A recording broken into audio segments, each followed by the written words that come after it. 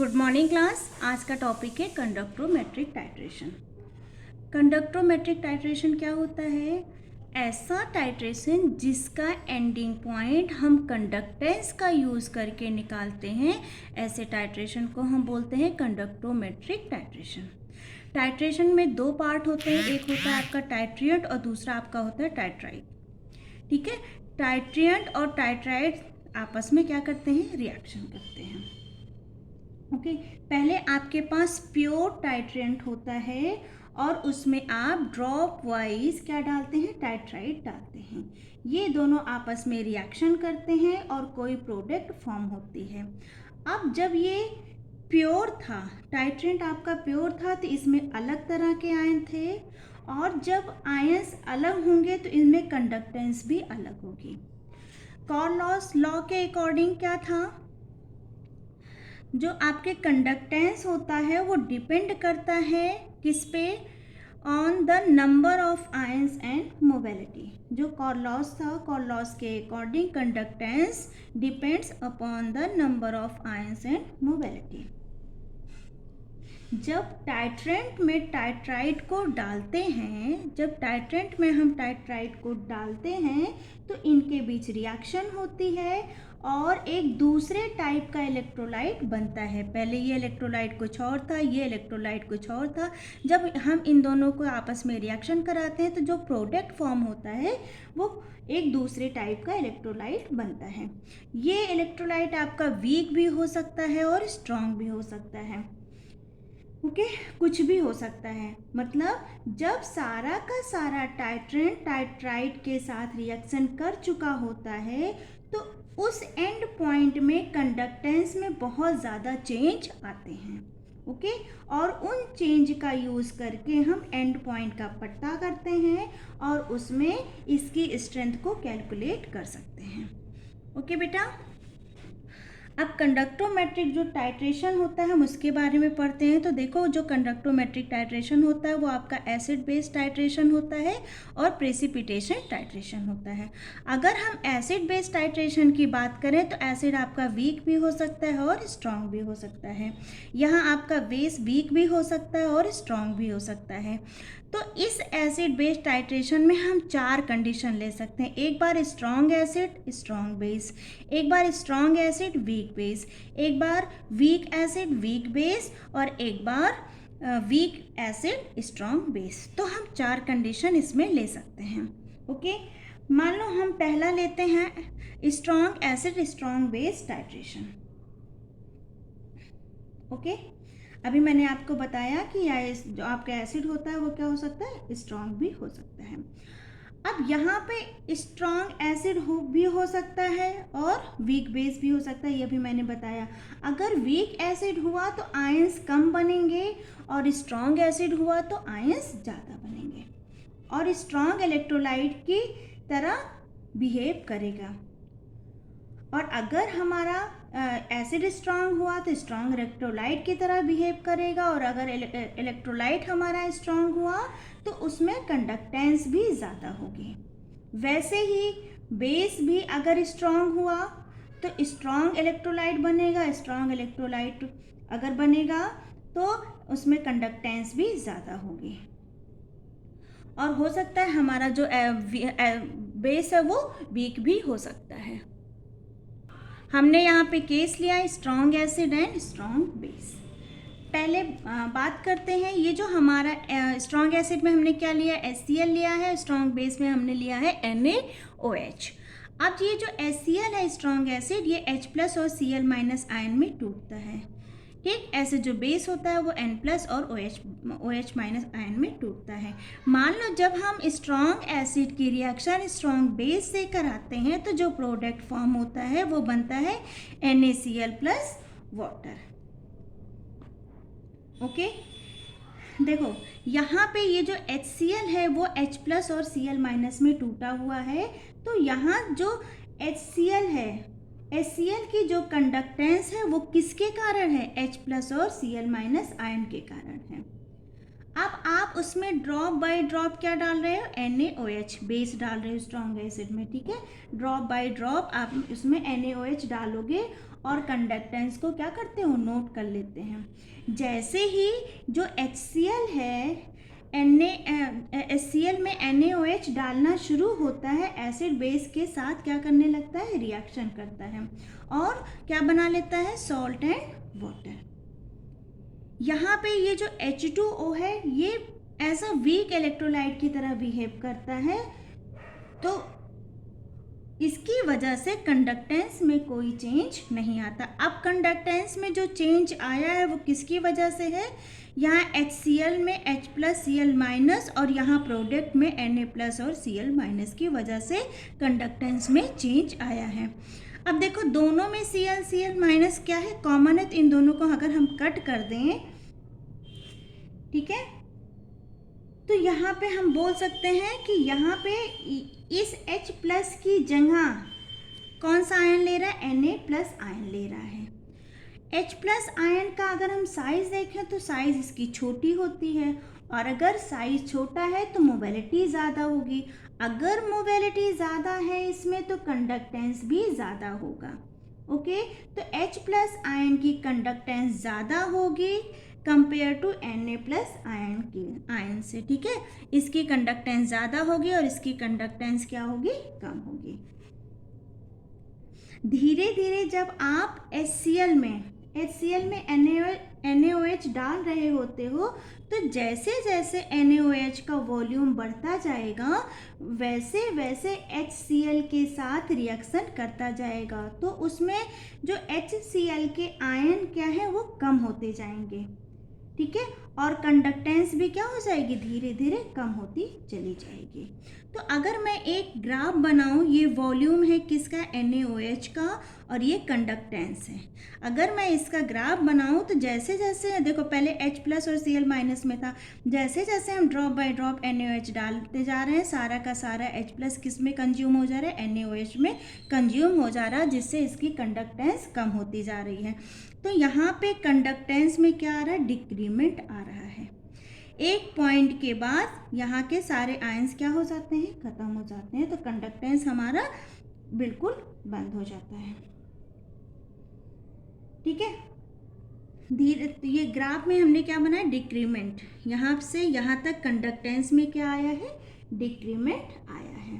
अब जब सारा का सारा HCl NaOH से रिएक्शन कर लिया होता है, उसके बाद आप उसमें और NaOH डालोगे तो उसमें Na+ और OH आयन, जो आपका Na+ है और OH- आयन है, वो धीरे धीरे अब आने लगते हैं, ठीक है। मीन्स यहाँ पे OH- आयन और आ गए, और इस OH- आयन की कंडक्टेंस ज़्यादा होती है, तो इस ग्राफ में ये जो एंड पॉइंट आया था उसमें तेज़ी से इंक्रीमेंट होता है। तेज़ी से इंक्रीमेंट किसकी वजह से हो रहा है, OH- आयन की वजह से होता है। तो यहाँ से हम क्या निकाल सकते हैं, यहाँ से हम वॉल्यूम निकाल सकते हैं, ठीक है। यहाँ से हम क्या निकाल सकते हैं, वॉल्यूम। तो हमारे पास नॉर्मेलिटी का फॉर्मूला होता है N2V2 = N1V1। यहाँ से हम नॉर्मेलिटी निकाल सकते हैं, जब हमें नॉर्मेलिटी निकल जाएगी तो हम इसका आसानी से स्ट्रेंथ निकाल सकते हैं। अब बात करते हैं strong acid and weak base. यहाँ पे मैंने स्ट्रॉन्ग एसिड HCl लिया है और वीक बेस मैंने लिया है अमोनियम हाइड्रोक्साइड। ओके, जब ये दोनों आपस में रिएक्शन करते हैं तो जो प्रोडक्ट फॉर्म होता है वो अमोनियम क्लोराइड और वाटर, या इसको हम सॉल्ट एंड वाटर बोल सकते हैं। तो यहाँ पे जो कंडक्टेंस में चेंज आ रहा है, या कंडक्टेंस जो हो रहा है वो किसकी वजह से हो रहा है, H+ और Cl- की वजह से, जबकि यहाँ पे जो कंडक्टेंस में चेंज हो रहा है वो किसकी वजह से हो रहा है, अमोनियम प्लस और Cl- की वजह से। दोनों में Cl क्या है, कॉमन है, तो ये दोनों आपस में कट जाएंगे। अब जो चेंजेस हो रहे हैं वो किसकी वजह से हो रहे हैं, H+ और NH4+ आयन की वजह से कंडक्टेंस में चेंज आ रहा है। यहाँ पे ये जो H+ है इसका साइज छोटा है। जब साइज छोटा है तो मोबिलिटी ज़्यादा होगी, और मोबिलिटी जब ज़्यादा होगी तो इसकी कंडक्टेंस भी ज़्यादा होगी। H+ के कंपैरिजन में इसका साइज़ बड़ा है, तो इसका साइज़ बड़ा है तो मोबिलिटी कम होगी, और मोबिलिटी कम होगी तो इसमें कहीं ना कहीं कंडक्टेंस भी क्या होंगे, थोड़े से कम होंगे। ओके, मीन्स हम ये कह सकते हैं कि जो कंडक्टेंस जो है, कंडक्टेंस में जो डिक्रीज होता हुआ आएगा, मीन्स हम कह सकते हैं कि अगर लेस मोबिलिटी है तो कंडक्टेंस भी कम होगा, और कंडक्टेंस जो है वो डिक्रीज होता हुआ आएगा। अब इसमें जितना भी HCl है, ये जो HCl है, जितना भी HCl है वो अमोनियम हाइड्रोक्साइड के साथ रिएक्शन कर चुका होगा। अब हम इसमें और NaOH डाल रहे हैं, तो इसके कारण कंडक्टेंस में कोई बहुत ज़्यादा वेरिएशन नहीं आएगा, क्योंकि ये जो आपका अमोनियम हाइड्रोक्साइड होता है वो वीक इलेक्ट्रोलाइट होता है। तो पहले क्या हुआ, जब इसमें ड्रॉप बाय ड्रॉप HCl में ये डाला गया तो ये इसके साथ रिएक्शन करता गया करता गया करता गया। एक टाइम के बाद जब HCl ये पूरा का पूरा आयन इसमें कंज्यूम हो गया, उसके बाद भी जब हम अमोनियम हाइड्रोक्साइड डाल रहे हैं, जब उसके बाद भी हम उसमें अमोनियम हाइड्रोक्साइड डाल रहे हैं, क्योंकि ये वीक इलेक्ट्रोलाइट है तो उसके कंडक्टेंस में कोई बहुत ज़्यादा फर्क नहीं आया।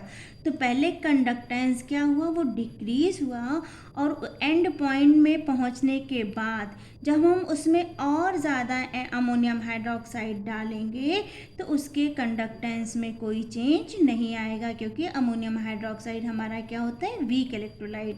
तो ये जो ग्राफ बनेगा वॉल्यूम का, ये क्या हो जाएगा, कांस्टेंट ही रह जाएगा। मतलब ये ना तो नीचे जाएगा और ना ही ऊपर जाएगा, क्या है, कांस्टेंट है।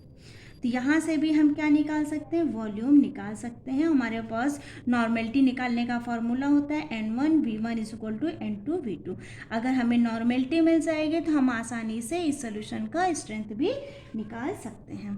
अब आता है थर्ड पॉइंट, जब हम वीक एसिड के साथ स्ट्रॉन्ग बेस लेते हैं। मान लो हमने वीक एसिड एसिटिक एसिड ले लिया और स्ट्रॉन्ग बेस हमने सोडियम हाइड्रोक्साइड ले लिया। ओके, किसी भी वीक एसिड की स्ट्रॉन्ग के साथ रिएक्शन कराने पे जो इलेक्ट्रोलाइट बनता है वो स्ट्रॉन्ग इलेक्ट्रोलाइट बनता है। इस चीज़ का हमें ध्यान रखना है।